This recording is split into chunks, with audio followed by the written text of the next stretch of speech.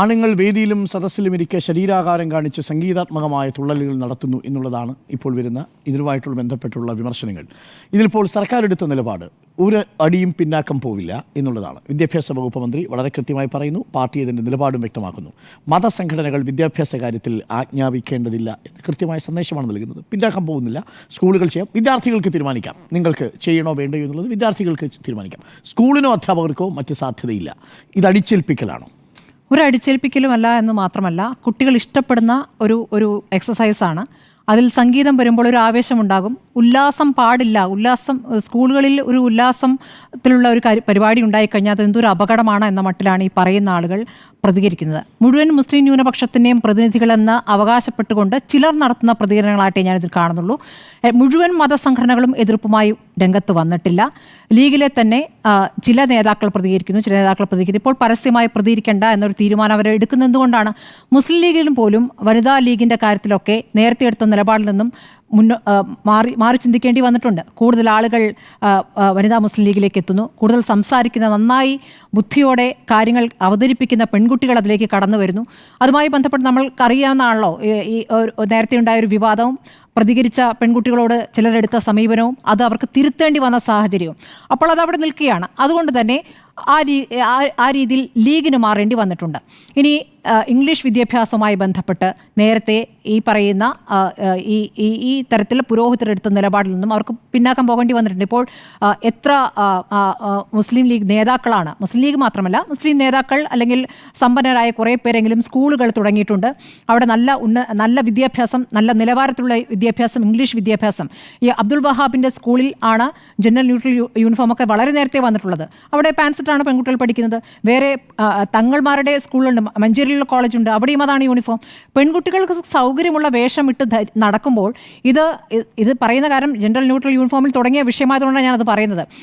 അന്നും ഇതിൽ പ്രതികരിച്ചിരുന്ന ആളുകൾ പറഞ്ഞിരുന്ന ഒരു കാര്യം, ആൺകുട്ടികളും പെൺകുട്ടികളും ഒരുപോലെയല്ല. ഇപ്പോൾ പാൻസ് ഇട്ട് കഴിഞ്ഞാൽ രണ്ടുപേരും കണ്ടാൽ തിരിച്ചറിയില്ല എന്ന രൂപത്തിൽ കൂടി അതിനെ വ്യാഖ്യാനിക്കുന്നു. പിന്നെ പറയുന്ന അടുത്ത പ്രശ്നം എന്താണെന്ന് വെച്ചാൽ, പെൺകുട്ടികൾ ബാത്റൂമിൽ പോകാൻ ബുദ്ധിമുട്ടായിരിക്കും. അപ്പോൾ ജീൻസ് മാറ്റി വെച്ച് ബാത്റൂം, എന്തൊരു ശ്രദ്ധയാണ് പെൺകുട്ടികളുടെ കാര്യത്തിൽ, അത് ബുദ്ധിമുട്ടായിരിക്കുമെന്ന് പറയുന്നു. പിന്നെ അടുത്തതായി പറയുന്ന കാര്യം എന്താ വെച്ചാൽ, ആൺകുട്ടികൾക്കും പെൺകുട്ടികൾക്കുമായി പ്രത്യേകം ഈ പറയുന്ന വാഷ്റൂമുകൾ ഉണ്ടാകില്ല. ഒരിടത്ത് തന്നെ പെൺകുട്ടികൾക്ക് പോകേണ്ടി വരും. അപ്പോൾ അതൊരു ബുദ്ധിമുട്ട് സാധാരണഗതിയിൽ പെൺകുട്ടികൾക്ക് ഉണ്ടാകുമല്ലോ. അപ്പോൾ അവിടെ ഒരു പ്രശ്നമുണ്ട് എന്ന് സ്ഥാപിച്ചെടുക്കലായിരുന്നു ശ്രമം. അതിനൊടുവിൽ എന്ത് സംഭവിച്ചു? ഈ തരത്തിൽ വലിയ പ്രതിഷേധം, ലീഗ് അടക്കമുള്ള പ്രതികരണങ്ങളൊക്കെ നടത്തിയതിന് പിന്നാലെ താല്പര്യമുള്ളവർക്ക് മതി, താല്പര്യമുള്ള സ്കൂളുകൾ അതത് സ്കൂളുകളിലെ PTA-കൾക്ക് തീരുമാനിക്കാമെന്ന് പറഞ്ഞു. ഇത് നേരത്തെ ബാലുശ്ശേരിയിൽ സ്കൂളിലല്ലേ അത് വിഷയം തുടങ്ങുന്നത്. അവിടുത്തെ കുട്ടികളൊക്കെ അതിൽ വളരെ ഹാപ്പിയാണ്. അവർക്ക് ആ യൂണിഫോം മതി എന്ന് പറയുന്നു. ഇതൊക്കെ നമ്മൾ കണ്ടതാണ്. അത് അവിടെ ഒരു വശത്ത് നടക്കുന്നു.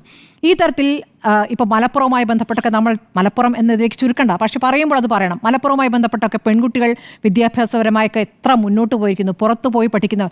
അവരുടെ ഒരു അവസ്ഥ എന്ന് പറയുമ്പോൾ പൊതുവിൽ പറയുന്നത് അവർ വളരെ സ്ട്രഗിൾ ചെയ്തിട്ടാണ്. കാരണം വീട്ടിലുള്ള വലിയ എന്താ പറയുക, പല തരത്തിൽ ചിന്തിക്കുന്നവർ, കുറച്ച് പേർ പുരോഗമനപരമായി ചിന്തിക്കുന്നത്, വീട്ടിൽ തന്നെ ചില മുതിർന്നവർ അങ്ങനെ അല്ലാതിരിക്കുന്നവർ.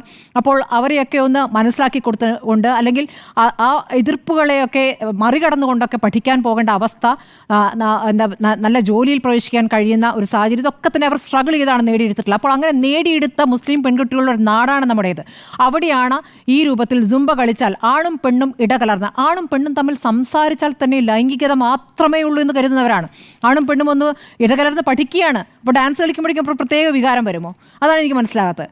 പിന്നെ സൂംബയുമായി ബന്ധപ്പെട്ട് ഈ അല്പവസ്ത്രധാരികളായ ആണും പെണ്ണും ഇടകലർന്ന് എന്നൊക്കെയാണല്ലോ ഇവർ പ്രതികരിച്ച് കണ്ടത്. ഇപ്പോൾ പറയുന്നത് സ്കൂളിൽ യൂണിഫോം ഇട്ടാണെന്ന് പറഞ്ഞപ്പോൾ അടുത്ത വാദം പാഠപുസ്തകത്തിലെ ചിത്രത്തിൽ അങ്ങനെയല്ല കണ്ടതെന്ന്. എന്തൊരു ബാലിശമായ വാദങ്ങളാണ് മുന്നോട്ട് വയ്ക്കുന്നത്.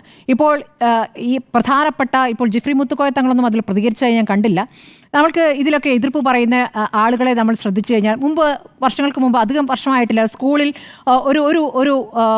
ഒരു ചടങ്ങിൽ ഒരു മുസ്ലിം പെൺകുട്ടി അവാർഡ് മേടിക്കാൻ വേണ്ടി, 10ാം ക്ലാസ്സിൽ അവാർഡ് മേടിക്കാൻ വേണ്ടി സ്റ്റേജിലേക്ക് കയറുമ്പോൾ ഒരു പുരോഹിതൻ ആ കുട്ടിയെ അപമാനിച്ചിറക്കുന്നുണ്ട്. ആ പുരോഹിതനും ഇവിടെ പ്രതികരിച്ചിട്ടുണ്ട് കേട്ടോ. അദ്ദേഹം ഇതിനെതിരെ വളരെ ശക്തമായി പ്രതികരിച്ചു. MT അബ്ദുള്ള മുസ്ലിയാർ അവാർഡ് വാങ്ങാൻ പെൺകുട്ടിയെ സ്റ്റേജിൽ നിന്ന് ഇറക്കിവിട്ട അദ്ദേഹമാണ്. അപ്പോൾ അദ്ദേഹത്തിൻ്റെ പ്രതികരണം വന്നിട്ട് ഈ രൂപത്തിൽ പ്രതികരിക്കുന്നതാണ്. നമുക്കറിയാലോ, ഇപ്പോൾ നിസയുടെ പ്രസിഡന്റ് VP സുഹറ എന്നു മുതലാണ് തലയിൽ തട്ടമിടണ്ട എന്ന് തീരുമാനിച്ചത്? ഞാൻ എടുത്ത അഭിമുഖത്തിലായിരുന്നു അന്ന് ഒരു പുരോഹിതനല്ലോ, മുഷാവറ അംഗമാണ് പ്രതികരിച്ചത്. അദ്ദേഹം പറയുന്നു, തട്ടമിടാത്ത സ്ത്രീകൾ അഴിഞ്ഞാട്ടക്കാരികളാണ്, കുടുംബത്തിൽ പിറന്നവരല്ല. എന്നാൽ പിന്നെ എനിക്ക് തട്ടം വേണ്ട എന്ന് പറഞ്ഞുകൊണ്ട് അവർ സാരി തലപ്പ് ഇപ്പോൾ തലയിൽ തട്ടമിടാനാണോ നടക്കുന്നത്? അവരൊക്കെ എങ്ങനെ കഷ്ടപ്പെട്ടാണ് ഈ ഇവിടെ മുസ്ലിം സ്ത്രീകളുടെ ഉന്നമനത്തിന് വേണ്ടി പ്രവർത്തിക്കുന്നത്? ഈ പ്രായത്തിൽ അവരെത്ര കാലമായി അത് പ്രവർത്തിച്ചു വരുന്നു? അപ്പോൾ പ്രതിപക്ഷ നേതാവ് ഇന്ന് പറഞ്ഞത് എല്ലാവരുമായും ചർച്ച നടത്തി വേണം നടപ്പാക്കാൻ, വർഗീയമായി അപ്പുറത്ത് മുതലെടുക്കുന്നവർക്ക് ആയുധം കൊടുക്കരുത്. ഒരു ഭാഗത്ത് ശരിയാണെന്ന് തോന്നാം. കാരണം അപ്പുറത്തുനിന്ന് വലിയ രീതിയിൽ ഒരു വലിയ പിന്തുണയുമായിട്ട് വരികയും ഇവിടെ ഫത്വ പുറപ്പെടുവിക്കേണ്ട എന്നൊക്കെ പറയുകയൊക്കെ ചെയ്ത് വലിയ പ്രതികരണങ്ങൾ BJP-യിൽ നിന്നൊക്കെ വരുന്നുണ്ട്. അത് ശരി തന്നെയാണ്. പക്ഷേ ഇതിൽ ആരോടാണ് ചർച്ച നടത്തേണ്ടെന്നേ? ഇവിടെ രക്ഷിതാക്കൾക്ക് പ്രശ്നമുണ്ടോ?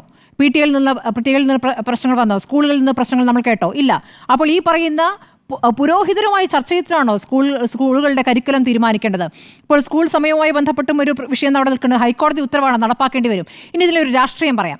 ഇപ്പോൾ സർക്കാർ പറയുന്നു ഉറച്ച തീരുമാനമാണ്. എനിക്കതിൽ MA ബേബിയുടെ പ്രതികരണമാണ് കുറച്ചുകൂടി ശക്തമായ പ്രതികരണമായിട്ട് തോന്നുന്നത്. മതം ആജ്ഞാപിക്കേണ്ട എന്നുള്ള പ്രതികരണം അതൊരു രാഷ്ട്രീയ പ്രതികരണം തന്നെയാണ്.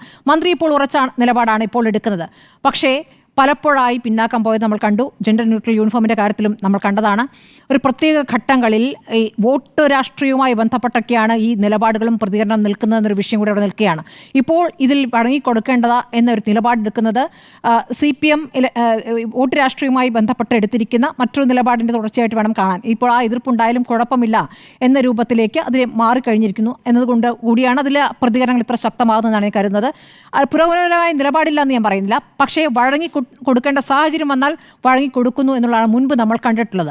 അപ്പോൾ PSC നിയമനവുമായി ബന്ധപ്പെട്ടൊക്കെ നമ്മൾ കണ്ടതല്ലേ, വഖഫ് ബോർഡിലെ PSC നിയമനവുമായി ബന്ധപ്പെട്ടൊക്കെ എടുത്തിരിക്കുന്ന നിലപാടുകൾ എന്താണോ ഈ മതപുരോഹിതർ പറയുന്നത്, സമസ്ത പറയുന്നതിന് അനുസരിച്ചൊക്കെ നിന്നു കൊടുത്തിട്ടുണ്ട്. പക്ഷേ ഇനിയൊരു പക്ഷേ CPM ഇടത് സർക്കാർ അതിന് നിന്നു കൊടുക്കില്ല, ശക്തമായ പ്രതികരണങ്ങൾ നടത്തുമെന്നാണ് കാണുന്നത്. ഇത് രാഷ്ട്രീയത്തിനപ്പുറത്തു നിന്നും പുരോഗമനപരമായ കാര്യങ്ങൾ നടപ്പാക്കുമ്പോൾ അതിനെ എതിർത്ത് വരുന്നവരെ ആ തരത്തിൽ തള്ളിക്കളയാൻ ആ സമൂഹത്തിൽ നിന്ന് തന്നെ കൂടുതൽ ശക്തമായ പ്രതികരണങ്ങൾ വരേണ്ടതുണ്ട് എന്നാണ് എനിക്ക് തോന്നുന്നത്. ഇപ്പോൾ ആ തരത്തിലുള്ള പ്രതികരണങ്ങൾ പെൺകുട്ടികളുടെ ഭാഗത്തെങ്കിലും ഫേസ്ബുക്ക് പോസ്റ്റായിട്ടോ ഇൻസ്റ്റയിലെ പോസ്റ്റുകളൊക്കെ ആയിട്ട് അവർ സൂംബ കളിക്കുന്ന പടങ്ങൾ ഇട്ടുകൊണ്ടാണ് അവർ പ്രതികരിക്കുന്നത്. ആ പ്രതികരണം അങ്ങ് തുടരട്ടെ.